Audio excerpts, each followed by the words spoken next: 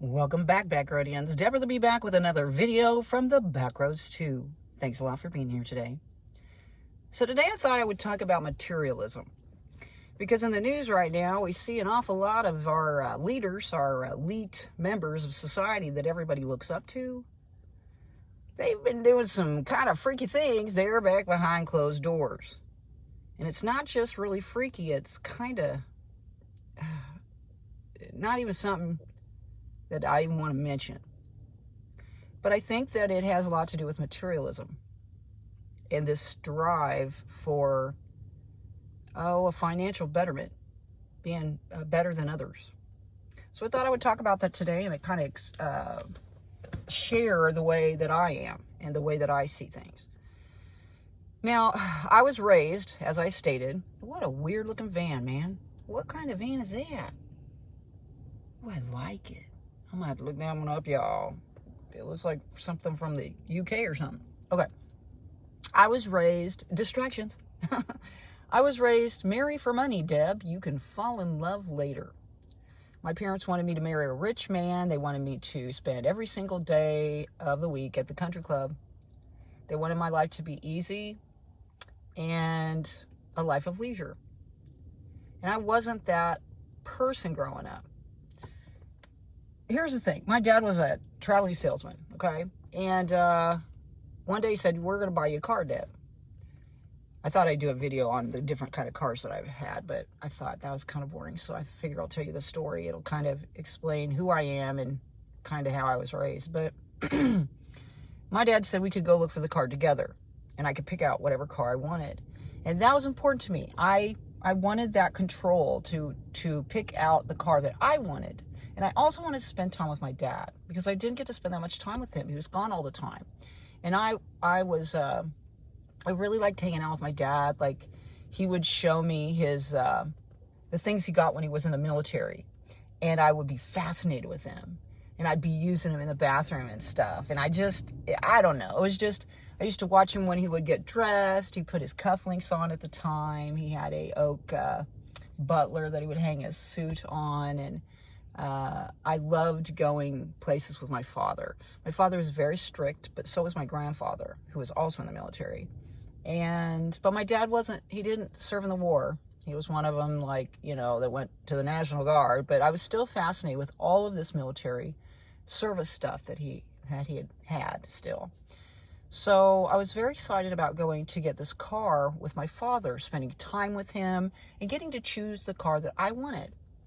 And one day, he asked me to come outside.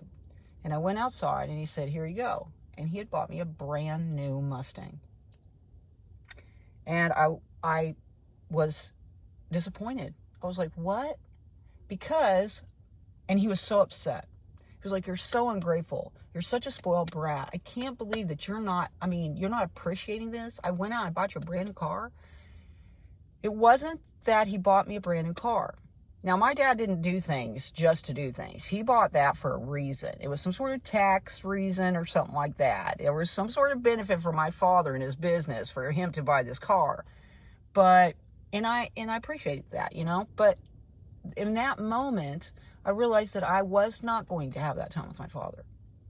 I was not going to be able to choose the car that I wanted, the color that I wanted, the amenities that I wanted, the bells and whistles that I wanted. And I was very disappointed in that. But I was very appreciative of the brand new car. It just wasn't the same. And he didn't understand that. He didn't understand that I wanted to spend time with him. That was part of the package, in my opinion. I got to choose what I wanted. He was going to assist me, the financial, pros and cons of whatever it was that I wanted. I got to choose the color, everything. Whether it was new, whether it was used. And I was leaning towards used or pre-owned. But yeah. So I think that we as a society are always trying to chase a brass ring. And those that don't do that, those that decide family's more important, that I'd rather be able to coach my child's ball team. I was going to say sons, but it isn't necessarily that anymore, is it? That person that's the coach and has this job that's not this chasing the brass ring, always on, always giving out business cards, always working, working on the golf course, working it. That person oftentimes, oh gosh, I don't know what you would call them, something caller worker, but that person's looked as lesser than the one that has this monetary bounty. You know what I mean? And I've never been like that. My family was always into gold, and I was always into silver. And my dad would tell me, Deb, silver's poor man's gold, Deb. You need to wear gold. And I understand in all sorts of ways why gold is superior, whether it be an economic value, whether it is something that is energetic, let's say. I understand all of that, but that still doesn't matter to me. I've always preferred silver. I like with my coloring, I just like silver better. Hence my silver eggases. Clothing. These right here, I bought these like, I don't know, 5 years ago or something like that. They're Nike. They spent a pretty penny on them. They still work. They're great. I don't dress to impress. My shoes, I wear the same shoes all the time because I have bunions. I know. Just deflated your beauty image of me, right? But it is hereditary. Both my parents had them. So, and I was also in track and field growing up, so I tend to have feet issues. And if I, have any issue with them, it's hard for me to walk, and it affects everything. My knees, my hips, my back. So we ain't going down that road. So I wear pretty much the same shoes all the time. I'm not a big makeup person. I'm not a big hair person. I'm not really here on this earth to impress anyone. And it used to be not even myself, but I impress myself sometimes, and I impress others, and I feel pride in that, I guess, in a good way. Since I've been living this lifestyle, money has not meant as much to me, and this striving for, financial betterment and all that hasn't really been my priority. Surviving and thriving has. And I will tell you this. A lot of people think that if you're living this way, that you should be anxious all the time. Nervous and anxious. Ever since I started living this way, I don't have anxiety anymore. I don't have any fear, actually. I'm very regimented now, whereas before I wasn't. I don't really care what people think. Before I did. I couldn't go to the store without putting makeup on, and if I didn't and I saw someone, I was being mortified and kind of ashamed, that I didn't have my face on.